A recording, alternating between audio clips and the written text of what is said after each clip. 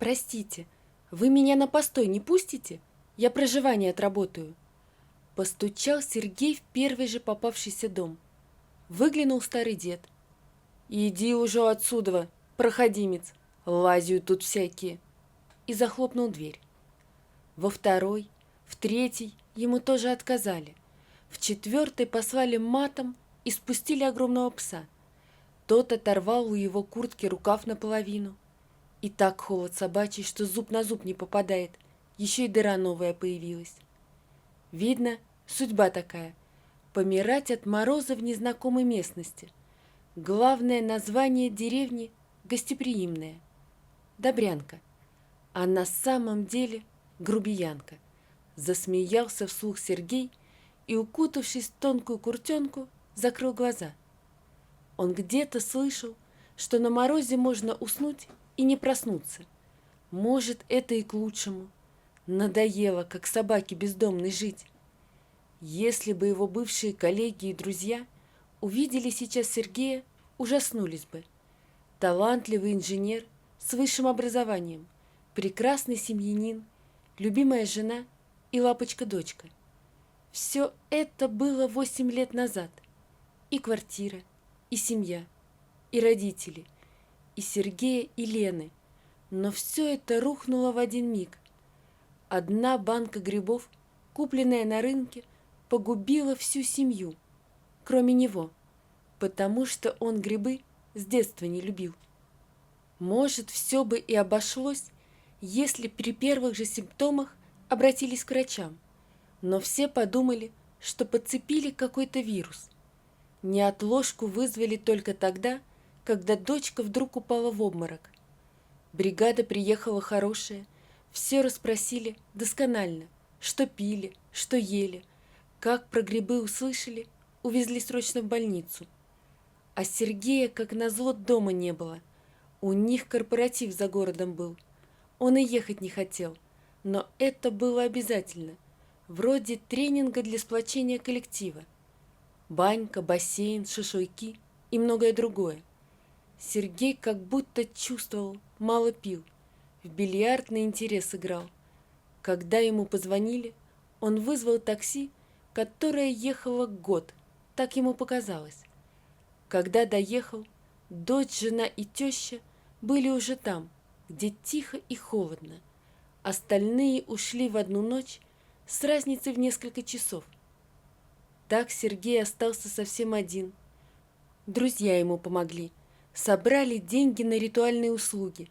Сергей почти ни на что не реагировал. Он пил. Много. Постепенно друзей заменили случайные собутыльники. Квартира превратилась в бомжатник. Всех разогнал новый знакомый, Иван. Заставил его привести себя в порядок, вызвал клининговую службу и предложил: «Серега, хватит тебе уже. Здесь все о семье напоминает. Продавай эту квартиру и купи себе поменьше. Зато, может, и жизнь нормализуется».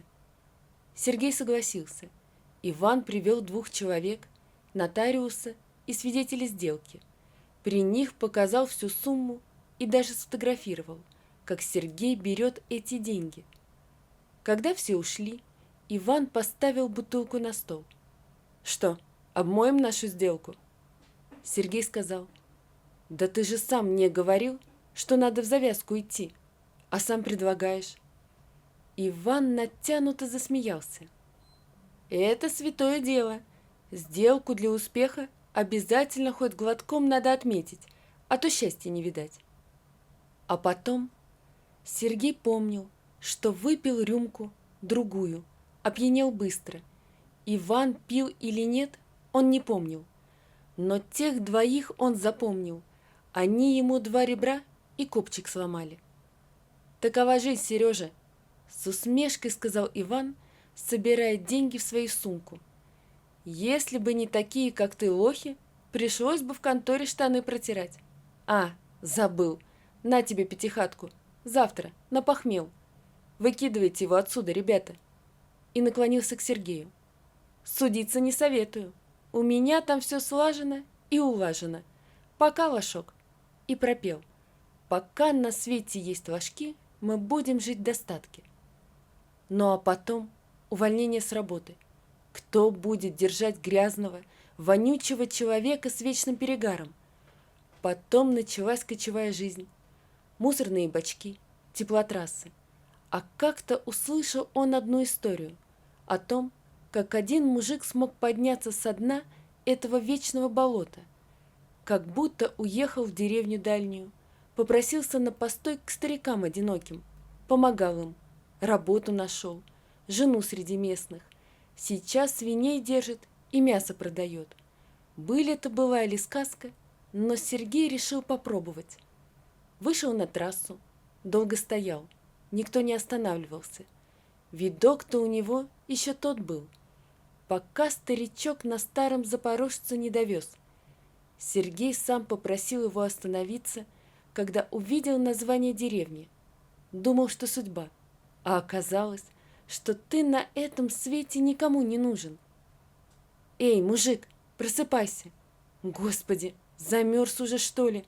Не мудрено в такой одежонке!» Тряс его кто-то за плечо. Он застонал и попробовал открыть залепленные инеем глаза. Перед ним на корточках сидела женщина в тулупе и шале. «Слава Богу, живой! А ну, вставай! Не можешь? Ноги не гнутся? Сейчас, подожди, только не засыпай больше!» И она быстро пошла, скрипя валенками. Сергей старался, правда, но сон снова стал наползать на него, как теплое одеяло. «Да помоги ты мне, Господи, хоть чуток шевелись!» Услышал он и как будто потерял связь с реальностью. Только тряску саней помнил и запах водки, который его растирали. Понемногу становилось все теплее, потом вообще жарко, и он уснул. Проснулся утром, лежит в незнакомом доме, на диване, накрытый 2 одеялами. В комнату зашла пухленькая женщина. Проснулся? Вот хорошо. Еще бы немного и замерз бы до смерти. Хорошо, что баба Люба в магазин зашла и стала говорить, что мужик по деревне ходит и на постой просится. Я сразу магазин на замок, продавцом работаю, и тебя искать пошла. Еле нашла. Как сугроб уже был, по воротнику только и заметила. Вот ведь люди стали. Видят же, что человеку деваться некуда. Так хоть бы кружку чая дали, приговаривала она, пая его с ложки бульоном. А с другой стороны, вдруг ты вор или еще хуже. Повезло тебе, я бесстрашная. Ну ничего, встанешь на ноги, все расскажешь. А сейчас спи, тебе силы нужны. Через месяц затяжной простуды Сергей встал с постели. Даша обрадовалась. Ну, слава богу, оклемался. Что дальше делать думаешь? Он беспомощно развел руками. Не знаю, Даш, я никому не нужен в этой жизни. Меня никто не ищет, не ждет. Если бы не ты, давно бы на том свете был. Спасибо тебе огромное. И поцеловал ей руку. Даша зарделась, как маков цвет. Ну вы прямо совсем, руки целовать. Не я бы, другой помог. Сергей покачал головой. «Нет, это ты мой ангел-хранитель», — сказал Сергей. «Ну, раз я твой ангел, живи у меня, помогать мне будешь. И дома по хозяйству, и на работе. Согласен?» Сергей кивнул. Ему было комфортно в этом небольшом домике, но смущенно сказал. «Я согласен, но, признаюсь честно, ничего не умею, даже дров поколоть». Даша залихватски тряснула косой. «Научим всему. Главное, чтобы руки и ноги на месте были. Ты кто по специальности?» Сергей сел и жестом попросил ее присесть рядом. «Я инженер. Чтобы не было между нами недомолвок, я тебе расскажу, как попал сюда и почему». Даша заплакала, когда он закончил рассказ. «Боже мой, сколько же на тебя навалилось! Но ничего, время лечит и расставляет все на свои места». Сергей прожил у Даши 1,5 года, прежде чем сделал ей предложение, а после скромной свадьбы она подарила ему дочь. Сергею иногда казалось, что она похожа на всех сразу, и на его маму, и на его дочь Юленьку. Но характер явно Дашин. Сколько живности подбитой она приносила в дом, не сосчитать. Лечили всем семейством и отпускали на волю. А однажды, глядя, как подбитый мальчишками воробей взмыл в небо, Даша шепнула Сергею: «А вот тебя я бы в жизнь никуда бы не отпустила». Он поцеловал ее в макушку. «А я бы никуда бы и не ушел. Разве от ангелов уходят?»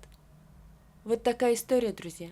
Напишите, пожалуйста, что вы думаете об этой истории. Не забудьте подписаться на канал и поставить лайк.